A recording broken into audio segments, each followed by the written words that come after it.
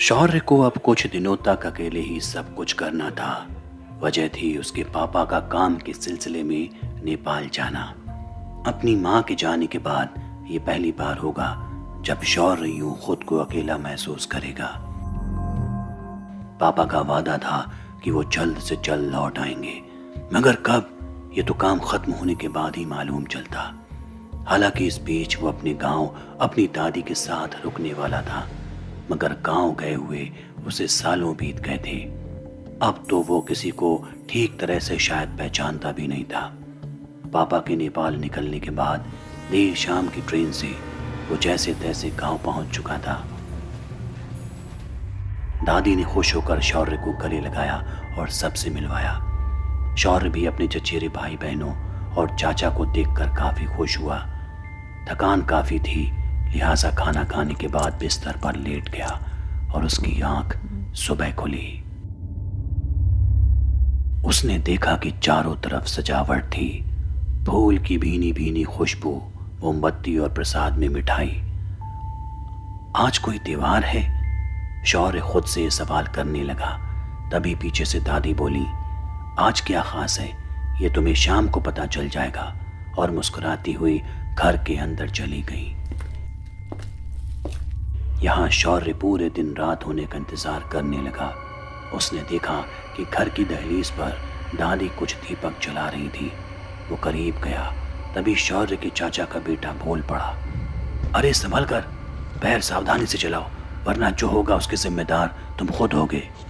शौर्य कुछ समझ नहीं पाया। दादी उसके चेहरे का भाव बांट गई।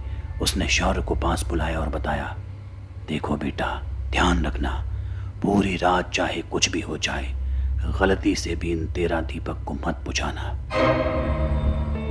इससे पहले कि शौर्य दादी की कही बात को समझ पाता, घर के अंदर से जोर जोर से खिड़की पटकने की आवाजें आने लगी। वो ये सुनकर घबरा गया। उसने हैरत में सबकी ओर देखा, मगर सबका चेहरा बिल्कुल सुन्न पड़ा था। तभी शौर्य की दादी ने उसे चुप रहने का इशारा किया। कुछ देर बाद सबने रात का खाना खाया और फिर सोने चले गए।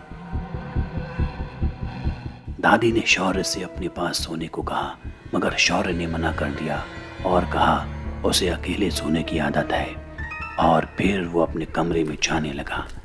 जाते जाते दादी ने उससे कहा, अच्छा सुनो, अगर रात में मैं या फिर कोई और भी तुम्हें पुकारे तो उस आवाज को बिल्कुल नजरअंदाज कर देना।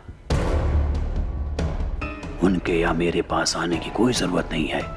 इस पर शौर्य थोड़ा डरा हुआ दिखाई दिया, मगर हामी भरकर अपने कमरे की तरफ चल दिया।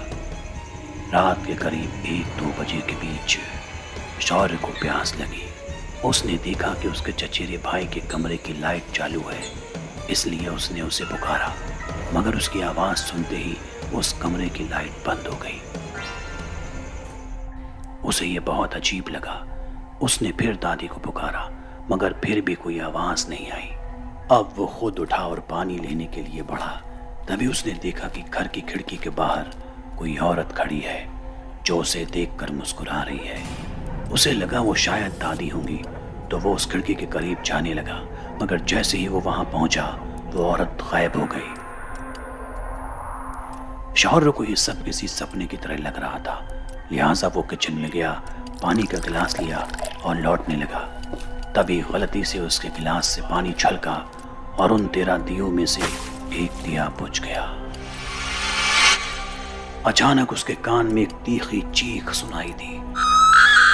उसके शरीर को ठंड ने घेर लिया।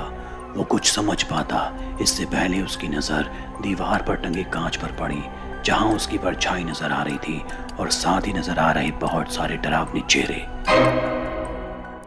उसने पीछे पलट कर देखा तो कई औरतें लंबे लंबे बाल लेकर सिर झुकाए खड़ी थीं।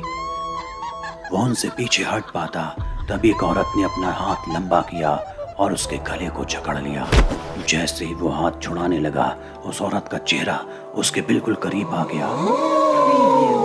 शौर्य देख चिल्लाया और वहीं बेहोश हो गया।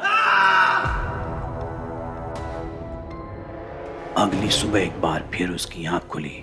परिवार और गांव के लोगों ने उसे घेर रखा था। वो समझ नहीं पा रहा था वहाँ क्या हो रहा है। उसे कल रात की वो औरतें फिर याद आईं। वो घबरा कर उठा तो दादी ने शांत करवाया और कहने लगी, आराम से, चिंता मत करो, हमने वो दीपक दोबारा जला दिए हैं। इस पर शौर्य पूछने लगा, दादी कल वो सब क्या था? दादी ने बताया कि बेटा ये सब उनकी ही गलती थी।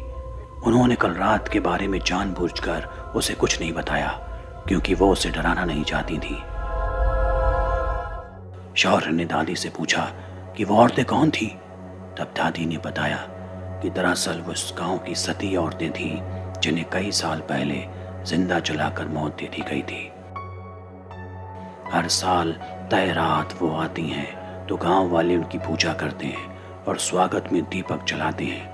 अगर ऐसा नहीं किया गया तो वो बुरा मान जाती हैं और किसी को भी नुकसान पहुंचा सकती हैं। अगर सही समय पर दादी ने वो दीपक जो शौर्य ने गलती से बुझा दिया था नहीं जलाया होता तो शौर्य के साथ भी कुछ बुरा होना तय था।